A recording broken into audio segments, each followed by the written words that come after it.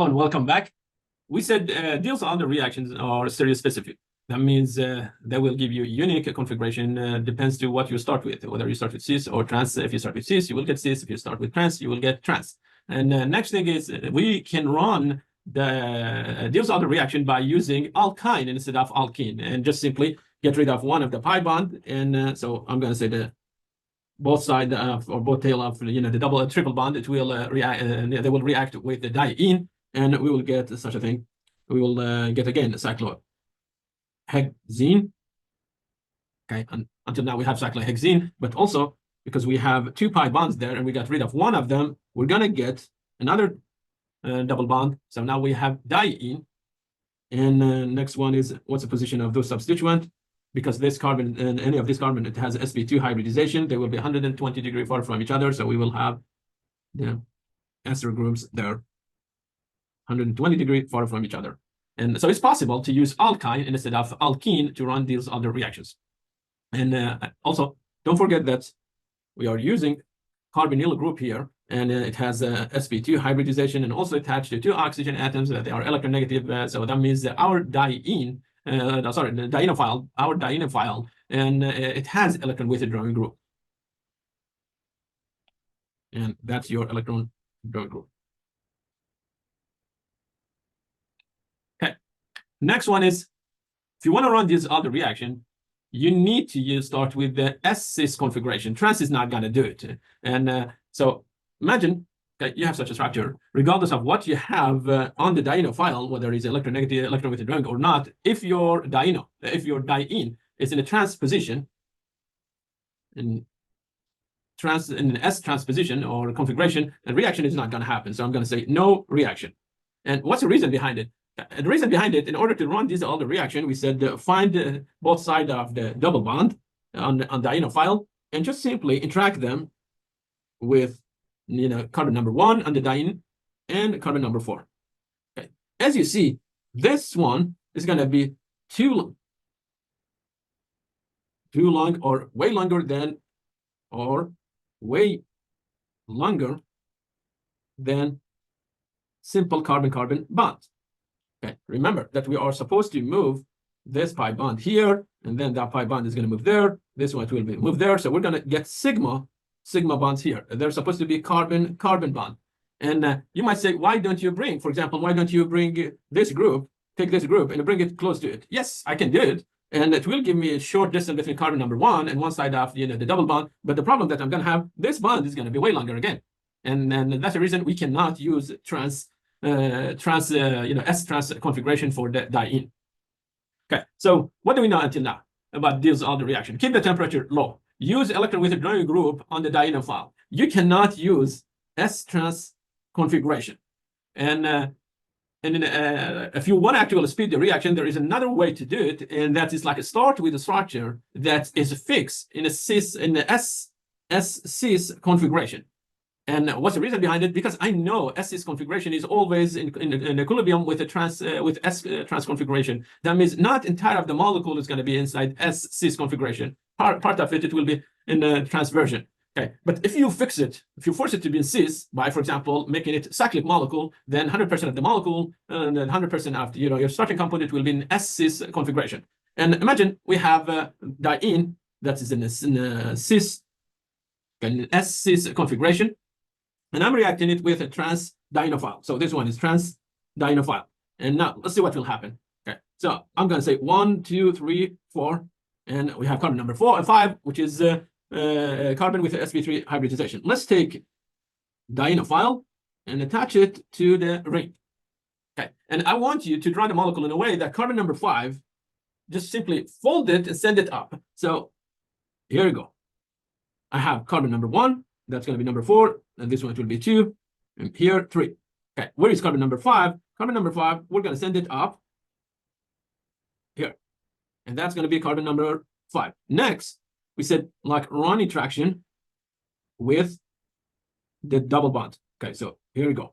That's a double bond, and now I need to show position of I need to show also the x1 and x2 where their position are. But for now, let's just simply say x1, and here we have x2. And of course, we have a double bond. And next step, turn this interaction to a sigma bond, and the same thing for this one. So we're going to get such a structure, double bond here, and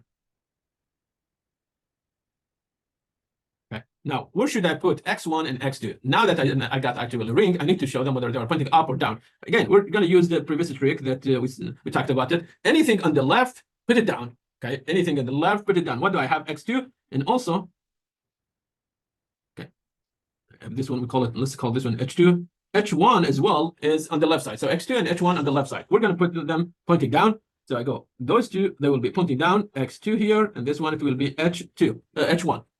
H1. Where is the H2? H2 is here. And how about X1 is there? That's going to be X1. And this one, it will be H2.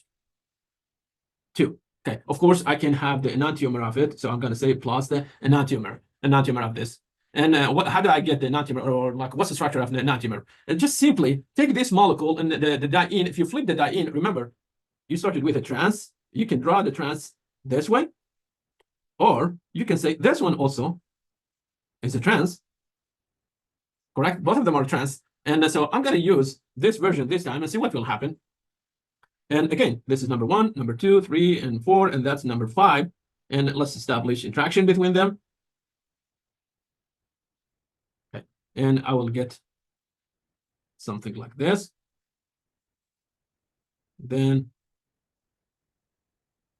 what we said, anything on the left, we will ignore it. And remember, we have hydrogen atoms there. This one, you can call it, okay. I can call this one hydrogen number 1, and this one, it will be hydrogen number 2.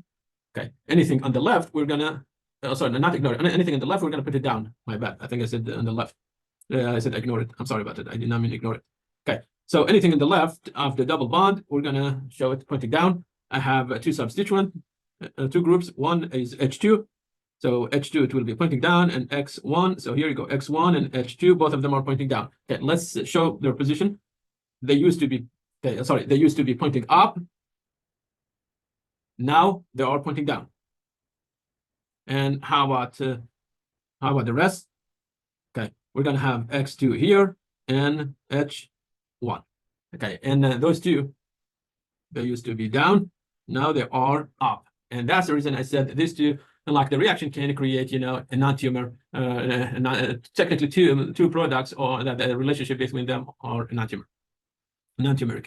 Okay. Now, what will happen if I start with just simply two compounds that they are, let's say, cyclic? And one example, you can use actually 1 and 3 pentadiene and cyclopentadiene, and as a, you know, like in the starting compound.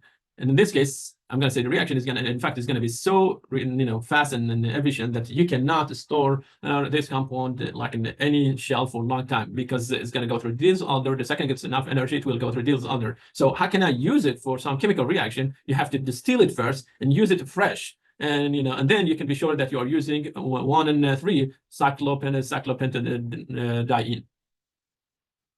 Or just simply say cyclopentadiene. And okay, so again, I go 1, 2, 3, 4, and I'm going to establish interaction between them.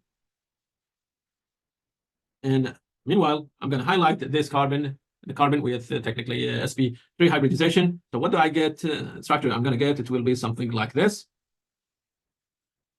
Okay, this is carbon number 5.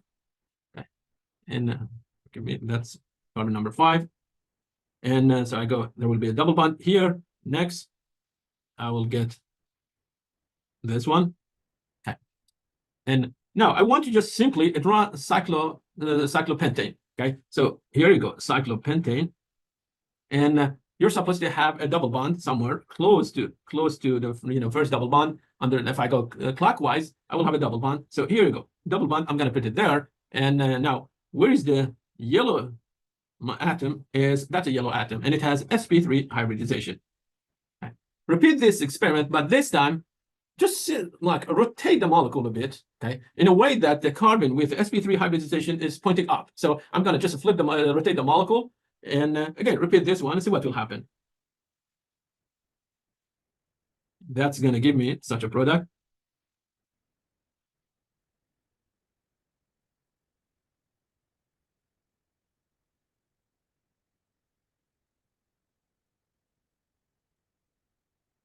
Okay. And if I go counterclockwise, I will see a double bond.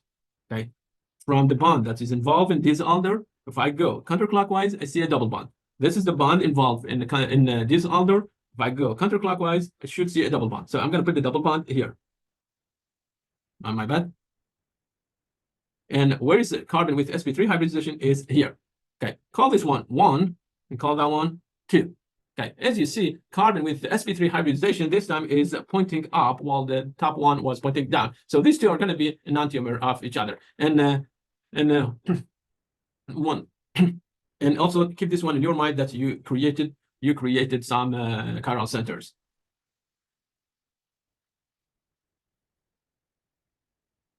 And this one is not a chiral center. The last one that I highlighted is just simply I wanted to show you that's a source of the breach.